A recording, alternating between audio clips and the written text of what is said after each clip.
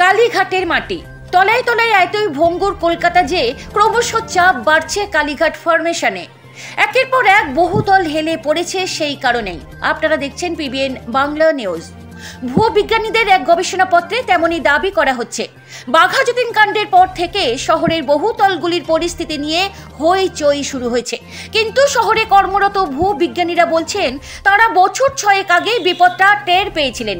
কালীঘাটের মাটি ফোবরা হয়ে বিপদের মুখে নবান্ন। কলকাতা হাওড়ায় বহুতল হেলে পড়ছে সেই কারণেই। যোগী শাসনে আরেকটি মসজিদ ভেঙে পড়ল, নকশা যাচাই চলছে। মুসলমানদের মধ্যে ক্ষোভ।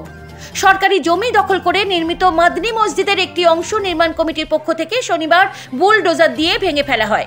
মসজিদ নির্মাণে খরচ হওয়া অর্থ এবং আয় ব্যয়ের স্পষ্ট বিবরণ না দেওয়ার অভিযোগে নির্মাণ কমিটির 3 পক্ষ এবং অন্যান্যদের বিরুদ্ধে দেশবিরোধী কার্যকলাপে জড়িত থাকার মামলা দায়ের করা হয়েছে।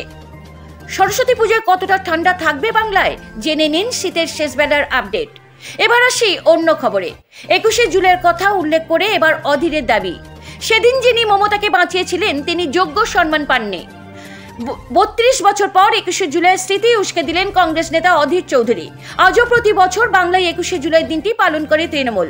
দলনেত্রী মমতা বন্দ্যোপাধ্যায়ের নেতৃত্বে সেই সভায় ভিড় করেন হাজার হাজার মানুষ। 1993 সালে বাম সরকারের বিরুদ্ধে আন্দোলন করতে গিয়ে যাদের মৃত্যু হয়েছিল তাদের স্মরণে পালিত হয় তৃণমূলের শহীদ দিবস। পাক প্রণালীতে শ্রীলঙ্কার নৌসেনার নির্বিচারে গুলিতে গুরুতর আহত হয়েছেন 5 জন ভারতীয় মৎস্যজীবী।